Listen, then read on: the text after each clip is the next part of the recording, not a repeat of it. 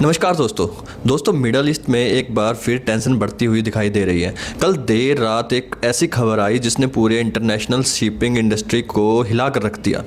खबर है कि स्ट्रेट ऑफ हॉर्मुज के पास Singapore flagged cargo ship Ever Lovely पर अटैक हुआ है। सबसे बड़ी बात यह है कि अमेरिका ने इस अटैक के लिए सीधे ईरान को रिस्पॉन्सिबल ठहरा दिया है।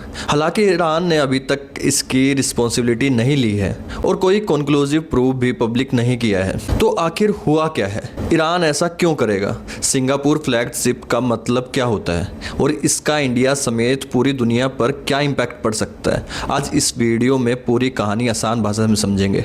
सबसे पहले जानते हैं कि आखिर हुआ क्या था। बताया जा रहा है कि Singapore flagged cargo ship Ever lovely straight of Hormuz के बाहर गल्फ ऑफ ओमान की तरफ से सेल कर रही थी। इसी दौरान अचानक शिप के ब्रिज यानी कंट्रोल रूम के ऊपर एक प्रोजेक्टाइल अटैक हुआ। ब्रिज वही जगह होती है जहां कैप्टन और नेविगेशन ऑफिसर बैठकर पूरे शिप को कंट्रोल करते हैं। अच्छी बात यह रही कि किसी क्रू मेंबर की मौत नहीं हुई क्योंकि मेजर इंजरी नहीं हुई, और सबसे बड़ी राहत ये रही कि ऑयल स्पिल भी नहीं हुआ, यानी डैमेज हुआ लेकिन सिचुएशन पूरी तरह डिजास्टर में कन्वर्ट नहीं हो पाई। अब सबसे बड़ा सवाल, अटैक आखिर हुआ कैसे? देखिए, अब इन्वेस्टिगेशन चल रही है, इसलिए ऑफिशियली कोई नहीं बता रहा कि अटैक किस वेपन से हुआ है। पॉसिबिलिटी कई हैं। हो सकता है ड्रोन अटैक हो सकता है कि गाइडेड रॉकेट हो, क्रूज मिसाइल भी हो सकती है, या फिर कोई दूसरा प्रीसियस प्रोजेक्टाइल इस्तेमाल किया गया हो।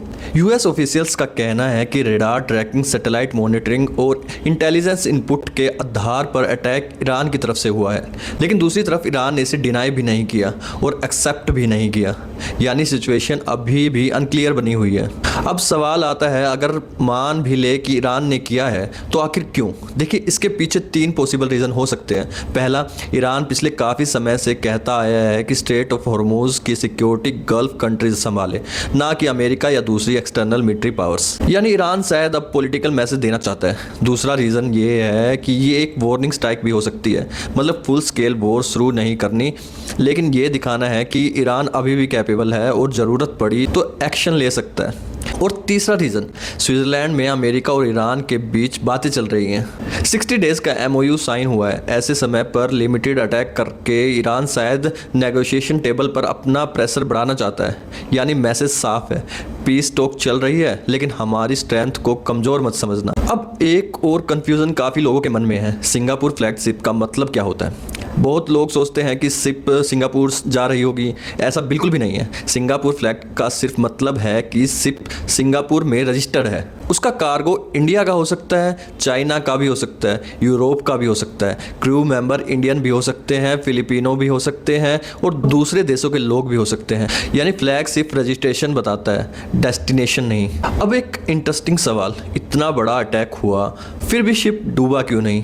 देखिए, इसका रीज़न काफ़ी सिंपल है। बताया जा रहा है कि इस बार हमला शिप के ब्रिज सेक्शन पर हुआ, यानी ऊपर वाले हिस्से पर। लेकिन अगर मिसाइल नीचे हल सेक्शन पर लगती, जहां इंजन रूम होता है, फ्यूल टैंक होता है, तो शिप के डूबने के चांसेस काफ़ी ज़्यादा बढ़ जाते। वही वजह है कि इस बार नुकसान तो हुआ लेकिन शिप पूरी तरह डिस्ट्रॉय नहीं हुआ। अब बात करते हैं उस इवैक्यूएशन ऑपरेशन की जिसके बारे में बहुत कम लोगों को पता है। जब US ईरान कन्फ्लिक्ट अपने पीक पर था तब straight of Hormuz practically unsafe हो गया था। कॉमर्शियल शिप अंदर जाने से डर रही थी। कई शिप महीनों तक गल्फ ऑफ ओमान के बाहर एंकर करके खड़ी रही। उनके पास खाना पीना और फ्यूल जैसी बेसिक प्रॉब्लम्स आने लगी। इसी सिचुएशन को देखते हुए इंटरनेशनल मैरीटाइम ऑर्गेनाइजेशन यानी IMO ने एक इवैक्यूएशन प्लान शुरू किया।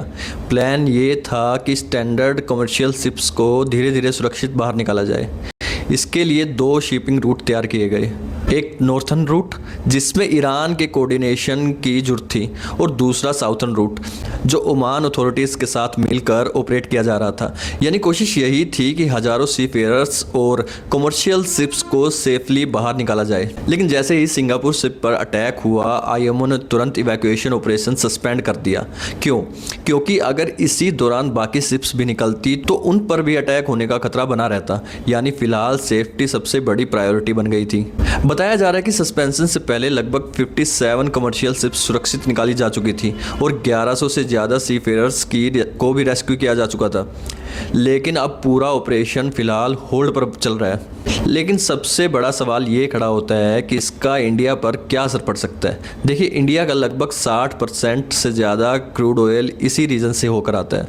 अगर स्ट्रेट ऑफ हॉर्मुज़ फिर से अनस्टेबल होता है तो सबसे पहले शिपिंग इंश्योरेंस महंगी होगी, फिर फ्राइट चार्जेस बढ़ेंगे, ऑयल प्राइसेस ऊपर जाएगी और उसका सीधा असर पेट्रोल, डीजल और इन्फ्लेशन पर दिखाई देगा।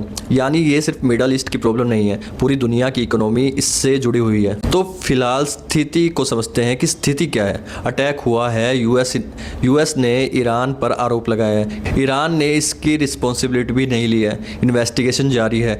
आईएमओ ने इवैक्यूएशन सस्पेंड कर दिया है और पूरी दुनिया की नज़र अब इस बात पर है कि आने वाले कुछ दिनों में अमेरिका और ईरान का अगला कदम क्या होगा। अगर टेंशन बढ़ती है तो इसका असर सिर्फ मिडल ईस्ट तक सीमित रहेगा या दूसरे देशों को भी इसका प्रभाव पड़ेगा, बल्कि ग्लोबल ट्रेड, ऑयल मार्केट और भारत जैसी बड़ी इकोनॉमीज़ पर भी देखने को मिल सकता है। तो दोस्तों, इस सब पे आपकी क्या राय है, कमेंट बॉक्स में ज़रूर बताएं और ऐसी ही ज़रूरी जानकारियों के लिए हमारे पेज को लाइक करें। धन्यवाद। जय हिंद, जय भारत।